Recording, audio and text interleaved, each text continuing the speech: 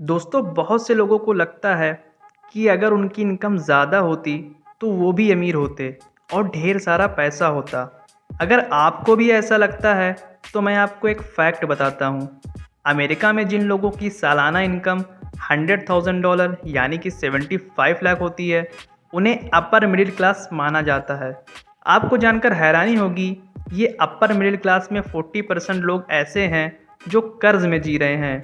इतनी ज़्यादा इनकम होने के बावजूद भी इनके पास महीने की आखिरी में $500 भी नहीं होते, और अगर इन्हें अगले महीने की इनकम किसी वजह से ना मिले तो ये लोअर क्लास की लिस्ट में आ जाएंगे। ये सिर्फ अमेरिका में नहीं, ऐसा ही similar data Indian middle class का भी है। इसके पीछे कई कारण हैं, जैसे लैक ऑफ फाइनेंशियल लिटरेसी, हमारे एक्सपेंसेस का हमारी सैलरी के साथ बढ़ते जाना। इसी कारण ओवरऑल हम अपनी लाइफ में कोई खास प्रोग्रेस नहीं कर पाते और ज़्यादातर मिडिल क्लास लोग मिडिल क्लास ही में ही रह जाते हैं। हालांकि उनका स्टैंडर्ड ऑफ लिविंग थोड़ा बढ़ जाता है, लेकिन वो कभी अमीर और फाइनेंशियली फ्री नहीं हो पाते। तो ऐसे में आपके मन में ख्याल ज़रूर आएगा, आखिर लोग अमीर बनते कैसे हैं और कैसे एक नॉर्मल सी जॉब करने वाला इंसान भी अमीर बन सकता है। आपको ऐसी कई सारी किताबें मिलेंगी जो अमीर बनने की अलग अलग तरीके बताती हैं, लेकिन आज जो तरीका मैं बताने जा रहा हूँ, इसके बाद आपको किसी और मेथड या रूल की ज़रूरत शायद ही पड़ेगी, क्योंकि ये तरीका अमीर बनने का कोर प्रिंसिपल है। बस इस मेथड को अच्छे से फॉलो करके आप काफ़ी जल्दी अमीर बन सकते हैं और अपनी ज़िंदगी को फाइनेंशियली फ्री होकर जी सकते हैं। तो दोस्तों, welcome to invest for freedom. इस वीडियो को लास्ट तक ज़रूर देखें, क्योंकि इस वीडियो में मैं आपको फाइनेंशियल लिटरेसी से जुड़ा एक बहुत ही इम्पॉर्टेंट कॉन्सेप्ट के बारे में बताने वाला हूं, जो कि आपको वेल्थ बनाने के बारे में काफ़ी कुछ सिखाएगा। इसलिए इस वीडियो को आखिरी तक ज़रूर देखें, और अगर इस चैनल पर नए हैं तो सब्सक्राइब ज़रूर करें। तो चलिए जानते हैं अमीर बनने का रूल, जो वेल्थ बनाने का कोर प्रिंसिपल है। दोस्तों, अमीर बनने का यह रूल कहता है कि आपके एसेट लायबिलिटीज़ से ज़्यादा होने चाहिए। इस रूल को समझने के लिए सबसे पहले हम ये जानते हैं कि आखिर एसेट्स और लायबिलिटीज़ होते क्या हैं। एसेट वो चीज़ें होती हैं जो कि हमें पैसे ला कर देते हैं, और लायबिलिटीज़ वो चीज़ें होती हैं जो हमसे पैसे खर्च करवाती हैं।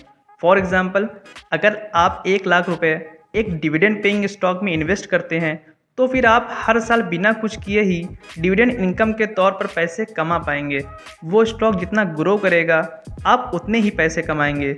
लेकिन वही अगर उस 1 लाख रुपए को आप एक स्पोर्ट बाइक खरीदने में खर्च करते हैं, तो आपके लिए एक लायबिलिटी बन जाएगी, क्योंकि हर महीने आपको उसकी मेंटेनेंस कॉस्ट, फ्यूल कॉस्ट और बाकी चीज़ों पे पैसे खर्च करने पड़ेंगे। साथ ही उस बाइक की लॉन्ग टर्म में कीमत काफ़ी कम हो जाएगी, और फ्यूचर में आपको उसे कम दाम पर या फिर आधे दाम पर रीसेल करना होगा। लेकिन आपने जिस डिविडेंड पेइंग स्टॉक में इन्वेस्ट किया है, उसके लॉन्ग टर्म में ग्रो होने के चांस ज़्यादा होंगे और उसका इन्वेस्टमेंट वैल्यू भी बढ़ता जाएगा, जिससे कि आपका 1 लाख का इन्वेस्टमेंट फ्यूचर में ग्रो होकर 10 लाख या फिर उससे भी ज़्यादा हो जाएगा।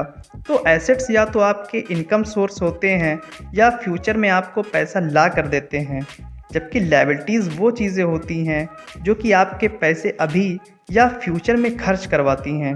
अमीर बनने के लिए आपके पास एसेट हमेशा लायबिलिटीज़ से कहीं ज़्यादा होने चाहिए। कुछ लायबिलिटीज़ हमारी लाइफ में काफ़ी इम्पॉर्टेंट होती हैं, जिसके बिना हम अपनी लाइफ आसानी से नहीं जी सकते। लेकिन दोस्तों, ज़्यादातर लायबिलिटीज़ ऐसी होती हैं जो कि हमारी लाइफ में कोई वैल्यू ऐड ही नहीं करती। इन्हें या तो हम दिखावा या फिर सोसाइटी में कूल दिखने के लिए खरीदते हैं, और फिर अंदर ही अंदर फाइनेंशियली स्ट्रगल करते रहते हैं। ऐसे ही कुछ लायबिलिटीज़ होती हैं, जैसे महंगे स्मार्टफोन, स्पोर्ट बाइक या कार, ओवर वैल्यू ब्रांडेड कपड़े और जूते, और ऐसे ही हज़ारों अननेसेसरी लायबिलिटीज़ जो कि हमारी लाइफ में कोई वैल्यू ऐड ही नहीं करती, बस हमें फेक अमीर होने की सेटिस्फैक्शन देती हैं। दोस्तों, मैं ये नहीं कह रहा कि आपको इन सभी चीज़ों पर पैसे नहीं खर्च करने चाहिए, आप बिल्कुल करें, लेकिन सिर्फ तब जब आपके उतने एसेट्स हों जो आपकी इतनी लायबिलिटीज़ खरीदने के बावजूद आपके एसेट्स लायबिलिटीज़ से ज़्यादा ही रहें। अगर आपके पास एक सिंगल सैलरी के नाम पर एसेट है और आप हज़ारों लायबिलिटीज़ खरीद लेते हैं, तो आप कभी अमीर नहीं बन पाएंगे, भले ही आपकी सैलरी कितनी ज़्यादा ही क्यों ना हो। तो दोस्तों, यही एक कारण है जो रिच माइंडसेट के लोगों को पुअर माइंडसेट के लोगों से अलग करता है। जहां एक तरफ पुअर माइंडसेट वाले लोग अपने पैसे को महंगे फ़ोन, ब्रांडेड कपड़े या फिर महंगी कार और भी बहुत सारे ढेरों लाइबिलिटीज़ खरीदने में खर्च करते हैं, जिससे वो सोसाइटी में कूल या फिर अमीर दिखें। वहीं दूसरी तरफ किसी रिच पर्सन के पास जो भी इनकम आती है, सबसे पहले वो उनसे एसेट्स खरीदते हैं, जैसे कि रियल एस्टेट, स्टॉक्स, बॉन्ड या कमोडिटीज़, या फिर सेल्फ ग्रोथ पर ही इन्वेस्ट करते हैं। एसेट्स खरीदने के बाद ही वो अपने एक्सपेंसेस और लायबिलिटीज़ पर पैसे खर्च करते हैं। वो हमेशा इस बात का ध्यान रखते हैं कि उनके पास एसेट्स हमेशा लायबिलिटीज़ से ज़्यादा रहे। ये एसेट्स उन्हें फ्यूचर में और ज़्यादा इनकम ला कर देते हैं, जिससे वे और ज़्यादा एसेट्स खरीद पाते हैं और अमीर बनते चले जाते हैं। तो दोस्तों, आज के लिए इतना ही। ये वीडियो रॉबर्ट कियोसाकी की book rich dad poor dad से इंस्पायर्ड है। उम्मीद करता हूँ आपको इस वीडियो से बहुत कुछ सीखने को मिला होगा।